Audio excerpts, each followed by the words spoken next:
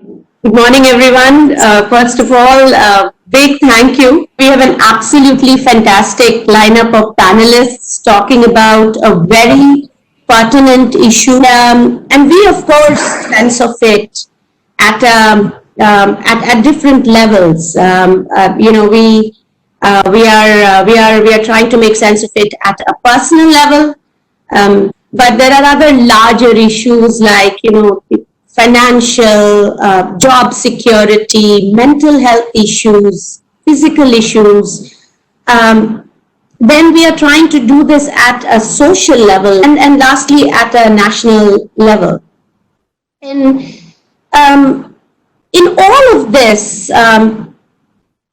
one segment of our society, half of our population, has been and will be impacted in a very unique way, and by virtue of the gender they are from, and that is women. I think the one issue that we will focus on today is how does that impact women in workplace, and what are the key issues that we need to be thinking about, and what can be done about it. So Priya, you have been a very big proponent of bringing women back to work, and you've kind of built a whole category around this whole idea of childcare for women, which is the one big issue that gets women to drop out of workplace. What do you think what are the key issues you think that women professionals will face because of this ongoing COVID-19 pandemic? Just given we have this large women-based workforce ourselves and within our own parent body, one shift that we've definitely seen is the degree of, as people are, I would treat it as a pre-COVID, during COVID, post-COVID sort of approach, right? And I don't think of this as a return back to work. I'm almost thinking of it as a transition back to work. So, where the earlier norms in terms of saying women would quit, not only because of the fact that they had to look after children, there was almost a societal expectation that they would need to be the primary caregiver. That protection piece is going to fall back a lot more on these women as they go back into work. So in terms of the fact that how exactly are you going to be able to shelter your child as they go back into childcare centers, right? And the other piece is that, given that home burden is pretty significant, we see women themselves and all the issues that you saw 10 years ago or 15 years ago when women were dropping off the workforce, whether it was home related or child related, seem to be resurfacing and getting magnified in today's scenario. The second piece that will be interesting is this transition back to the workplace. A lot of companies are looking at work from home, right?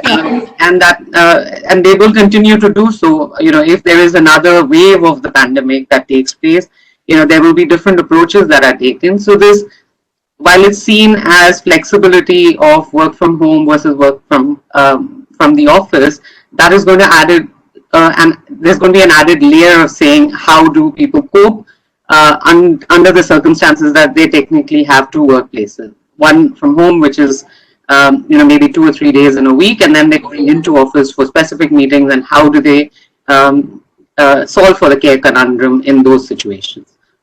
Padmaja, I'd love for you to weigh in that, there is this perspective that now, women in meetings, in workplaces end up bearing the weight of stereotypes, biases. Given that you're working from home, it will take away some of those kind of biases that stem in because of your face-to-face interaction.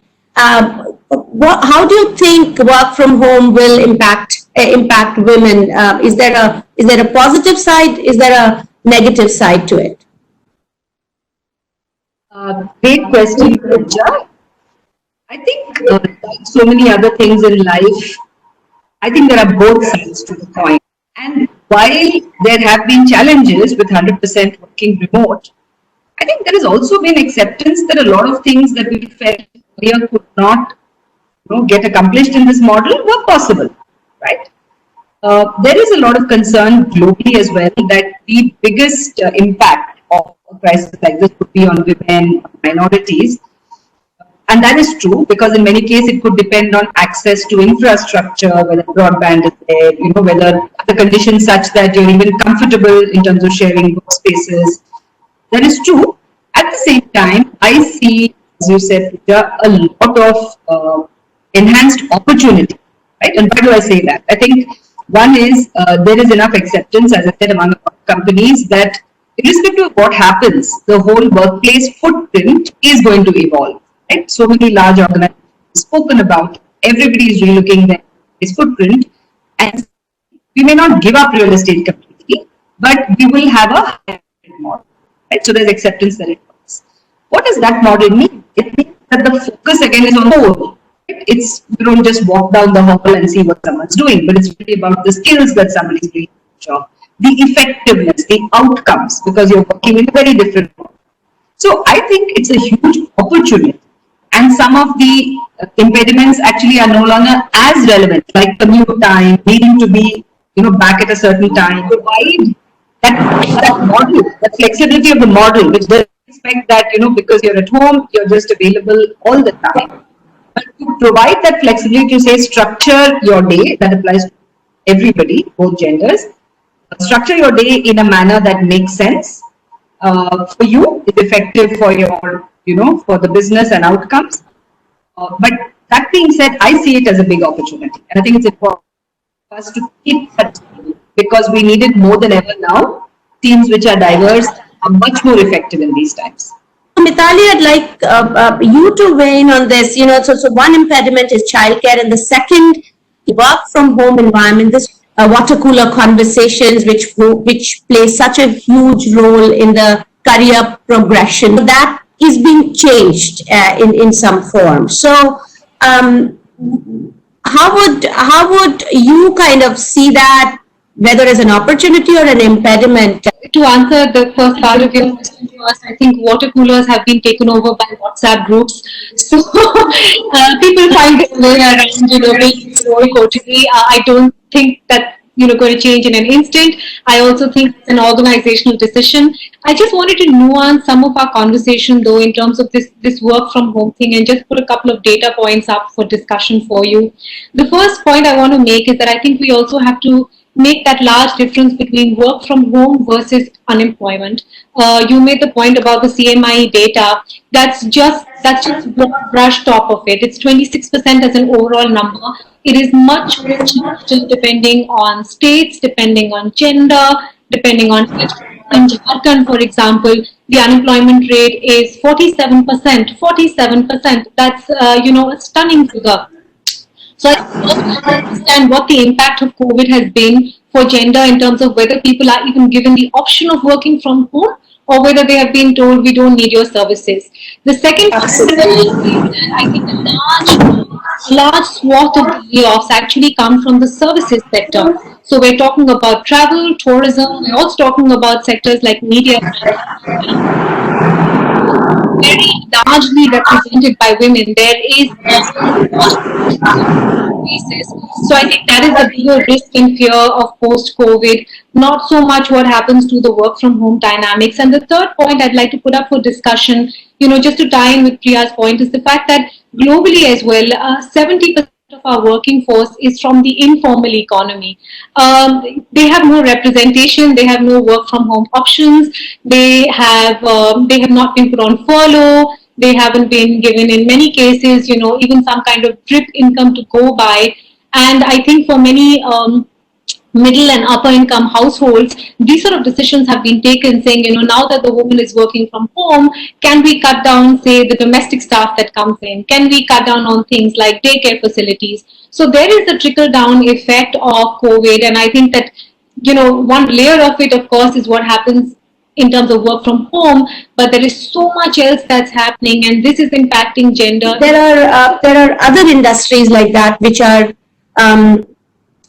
facing these problems. I think Sajid, travel of course has been that one sector, hospitality that has been really really badly impacted. What is your view on has there been a differential impact between men and women? First and foremost, thank you, panel. This is one of the rare panels, where there are more women than men, and this is the way to go, ladies. So keep it up. Take it as in segments, please. So if you look at the infrastructure, which is the airports first, we've ensured that there is no disparity per se in either releasing people. First thing, we are not letting anybody go. We stop future recruitments, but we have ensured that we would probably be upskilling, reskilling, and redeploying people. There's no whatsoever loss of jobs as far as we are concerned. That's on one level. Yes, but when you look at the airlines have been going through a major financial crisis anyway, kind of bordering on bankruptcy at any point in time. 40 days to go, 60 days to go had been the scenario in most cases. So they have been adversely hit because of the pandemic. But I'd like to think that the pandemic is actually only the icing on the cake. I've been hearing some of the ladies speak, the societal pressure, that where things are not safe, why do you need to go? Seems to be the pre-decided question that the so-called decision makers in the family seems to be asking. Let me share a little anecdote here with all of you.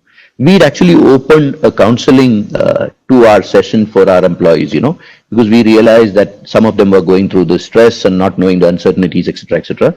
So we had tied up with an agency who offered 3 to 5 every afternoon. You could dial in and raise your concern, query, talk to a counselor, And at the end of the entire duration of the first month, we realized the more number of participants are ladies, are women. And while we kept it anonymous, we realized that actually the pandemic in many ways has had an adverse impact on the ladies because their so-called work-life balance has kind of been badly impacted. Sorry, I'm a man, but I'm saying this honestly. Yeah. But because mummy is at home or didi is at home, between the webinars and other things, they still continue to play both roles. So as employers, we've just discovered something very new and given us that sensitivity to realize that, we need to actually offer more options and flexibility to the lady employees in case we have to retain them and ensure that they're able to continue. But yes, we do expect some loss of livelihood, for want of a better word, and we're only hoping and praying that it stays as a generic term of talent and not for a particular gender. Thanks, Sajid. So Rashi, it's a good segue to you, given that you work.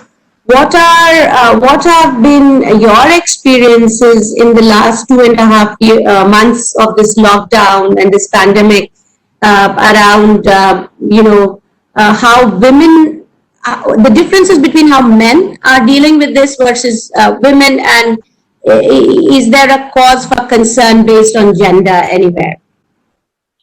So I would say yes, there is a cause for concern.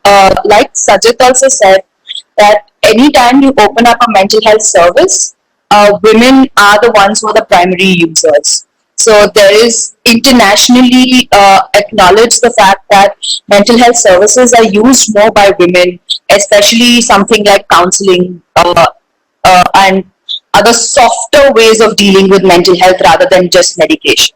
So that is one thing definitely. What we are seeing is that while men are reporting more instances of work-life balance in terms of not knowing how to deal with the pressures of working with home or the skill required to work from home, women are more reporting things of, the entire burden of, we've spoken about childcare, we've spoken about, even some women are telling us things like, oh, I have to make tea 5 times a day.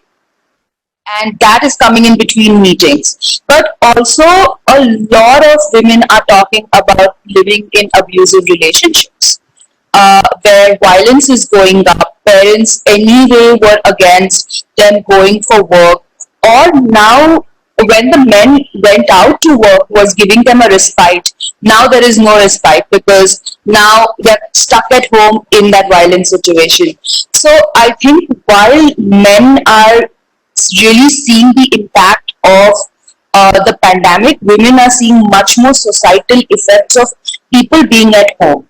So that is an impact that we're seeing also. So it is very, for me, also like, I think we have 2 men in our team, in a team of around 12. So women naturally seem to be opening up much more to us and stuff.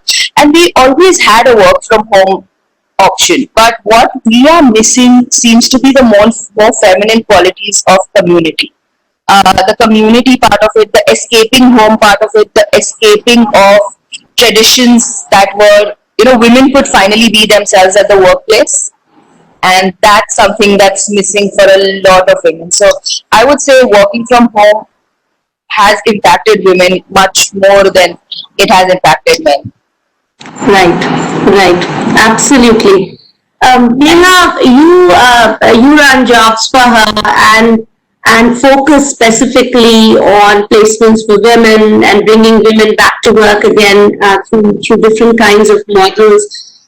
So just tell us a little bit about your work and some of the challenges that you saw before the pandemic, and now after this. How have they changed shape or form? Sure, thank you, Pooja. I'm seeing a lot of this playing out within my own team. I mean, we are a team of 60 people, out of which 85% are women. We have about 2 million women, in our reach, and also many of the companies, what they have been sharing, because we've been working with over 7,000 plus companies. So, listening to kind of the challenges that their employees are facing right now and the biases that, do arise between men and women. All that being said, though, I would actually like to put out a contrarian view to this panel, and which is that, frankly, I believe, and all of us at JobServe believe, that this is actually a super opportunity for us to correct the imbalance that currently exists between men and women. Yeah. Frankly, if you study all past big crises that have happened, the women participation in the workforce has actually increased after a crisis, then decreased, because crises like this also make women, they shake up women and make them realize how important it is that every family has a double income, that we don't rely on only one breadwinner in the family, and that the woman also needs to step up in order to make sure that the family can meet all its expenditures. Now, when that happens, a lot of societal change also happens automatically to be able to support that woman's career, so that the family can thrive from the income that she will bring in. Once we can kind of cross that divide and remove gender from household chores, and start distributing the workload more equally among different family members, just that shift in society will help hugely in impacting that woman's career. Second, from a company point of view, this whole shift that we're seeing towards work from home is very real. A lot of the companies that we have surveyed have already started, letting go of many of their office spaces, etc., because they are realizing now that this remote working didn't really have that much of an impact on their productivity. And during a time like this, when companies are trying so hard to save on costs, rental cost is a big saving that they can get. So many of them are identifying roles that can permanently be carved into work from home roles, or even roles that can become, for example, freelance or contract roles, so that their fixed costs can decrease. Now, the one thing that we were seeing always before the COVID crisis hit was that a huge number of women take a break in their careers or have not been able to return to the workforce because they're not being able to do a full-time job from the office. Right. Suddenly, if there are more options of jobs which are not full-time from an office, you will have more women who will be able to utilize their skills, qualifications, talents, and re-enter the workforce. So that's another second extremely positive trend that will impact women. Third and foremost is that, now that men are also at home and are forced to be at home, they're also realizing this is not an easy job. And all these are actually positive trends that will overall increase your women participation in the Indian workforce. So thank you, Neha, for bringing in that contrarian view. While you were rightly saying that industries with a larger proportion of women have been disproportionately hit by this pandemic, right? And it's a real challenge that we are faced with, which is huge amounts of unemployment. But on the other hand, what Neha is suggesting is that there is an opportunity for us to for women now to start the flexibility that women have been seeking in the workforce for decades, that finally might be becoming a reality. How do you kind of bring those two perspectives together? So first of all, Pooja, I agree with so much of what was pointed out, and I think that is great. It's great to see men have a crying child in the background when they're on phone calls. It's great to see them say, what, can we talk in 20 minutes? I'm just trying to help put my child down for a nap, and there's dishes to do. This is so exhausting. So you commiserate, but in your head you're like, welcome to the club, finally. Right. So that's great. I think the first starting point, if at all there is to be this change, though, is wage rationalization. This did not exist before we started this conversation. If that can be the major starting point, I think that would be great. There is no reason that a woman is paid between 20 to 30% less than her male counterpart for doing the exact same work, and sometimes more efficiently, because she's got several other tasks lined up at home. Yeah. My problem, though, is the fact that we're now dealing with a smaller pool, and that's really the reality of the situation. There will not be as many jobs available, whichever pocket you look at. More often than not, the problem is the load back at home. So the auto reaction is that the woman takes over the load at home, so that the man holds on to his job. So I think that will be the major sort of thing to navigate, really. So this conversation thread is bringing two thoughts to my mind, and Padmaja, Sajid, I'd like you to weigh in. One issue is that of policy. At a policy level, what will need to change in order to turn this big catastrophe into an opportunity or a semblance of an opportunity? And second is, Padmaja, I was just thinking about it, is there an issue of reskilling here, where so many women are losing their jobs? So do we now need to specifically focus on reskilling? So the two issues of policy and reskilling, or what we can do at a corporate level or at a government level to reduce the impact and the scale of this challenge. Sure. A very interesting discussion, Pooja, and I think it's just the diversity of the panel that is bringing such diversity of views as well. So I think let me take two parts to this question. One is at the national, society, governmental level, right, on policy, and very clearly, I like the point that Rashi made a lot about around, say, driving entrepreneurship, right? As some of the work that I've done through a platform that I'm part of, Social Venture Partners, we've tried to do work around entrepreneurship. Women, we work, so that's, and as a part of my organization as well, we run a foundation that does a lot of work. And I think it's something which it requires a lot of investment, but it's also going to take a lot of time to drive changes there. For so many reasons. It could be systemic issue, be societal value. It could just be a lot of limitations in people's minds as well. How much willingness is there to travel far out? So at the government society level, clearly, I would believe has to be around entrepreneurship. I think even steps like what we did many years ago, say the 6 months of maternity benefits, which is of course only available again for a section one. But steps like that obviously are required to help just bringing in so many more into the process. Actually, our labor participation is very, very big. In the last few years, it's actually come down. I hope this is an opportunity for it to come back, because I do agree to an extent with Neha. I think, many of the watershed moments come after crises, after the Second World War. Married women with children started coming back into the workforce, and hopefully the whole economic imperative. But if I think of from an organizational perspective, I would say 2-3 steps. The first is what I would call the absolute basics, right, for many organizations, which is about, let's say, policies on pay equity, right? This should all be business as usual, and it should be, where you do regular reviews on pay equity, you start looking at governance around, let's say, promotion governance, right? Right. I mean, is there any evidence of bias? So just making sure that a lot of BAU steps are put in place and they're just completely non-negotiable. Second level, I would say, is policies, and I am personally policies should be gender neutral because I'm very paranoid about reinforcing stereotypes.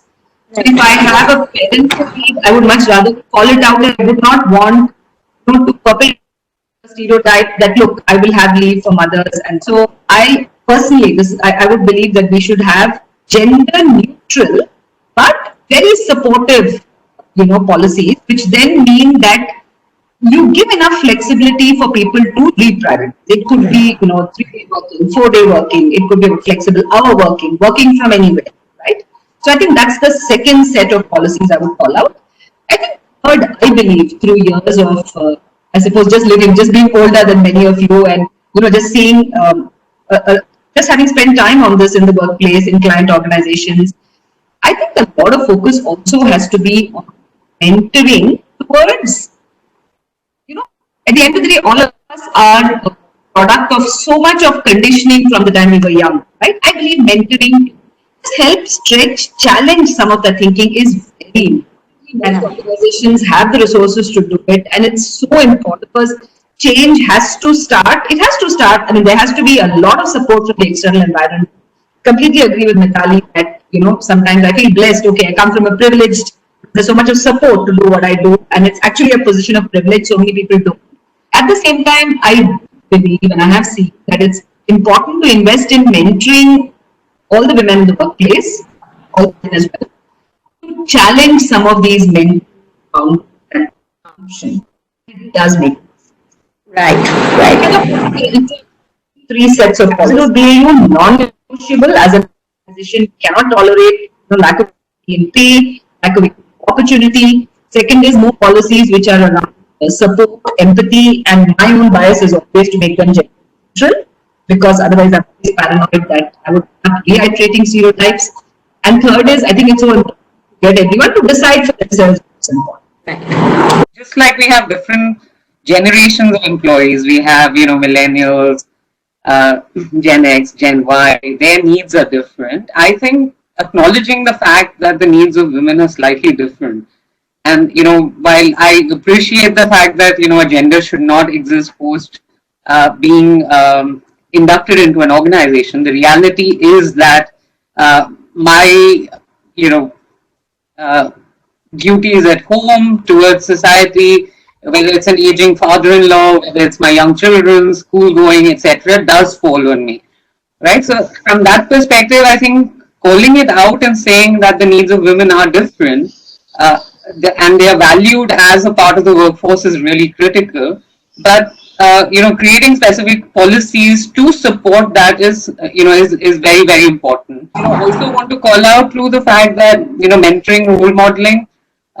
Men within the organization acknowledging that they need to head out for a PTM or that they need to go out for something, those are also really positive messages to send in an organization saying I am an equitable part of the family. And like Neha was making the point, saying it is a two-way thing, not being diffident about the fact that this is a priority and I am at the family stage of my life, and whether I'm a man or a woman, I contribute equally.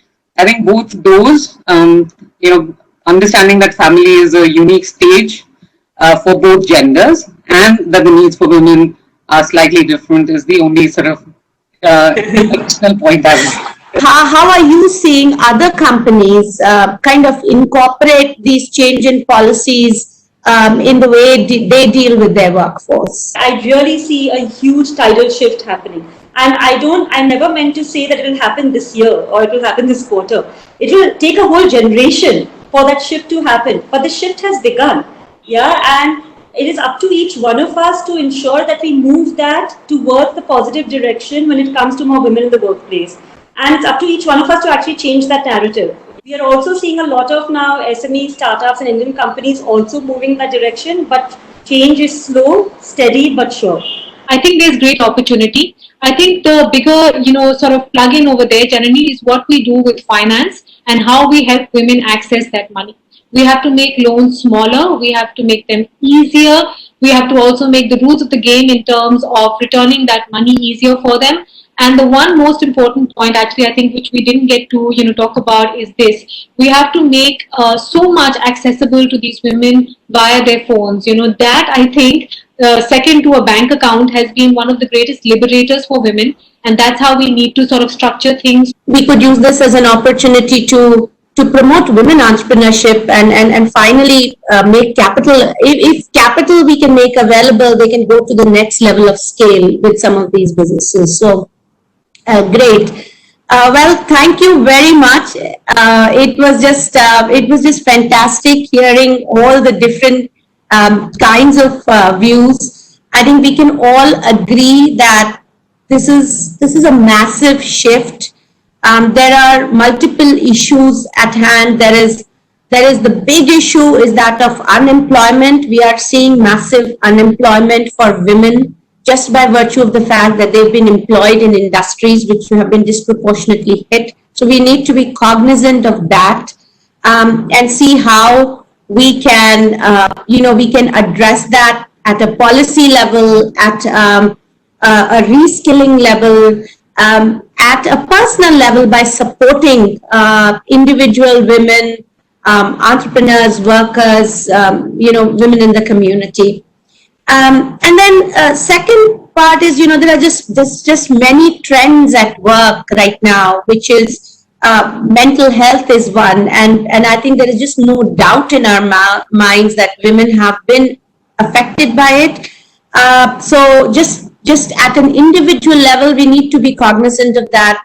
Women around us, if we can even give a listening ear in some cases, or make them available of services like Rashi's, and there are many other services that are coming up so that there is a venting mechanism for what they are facing.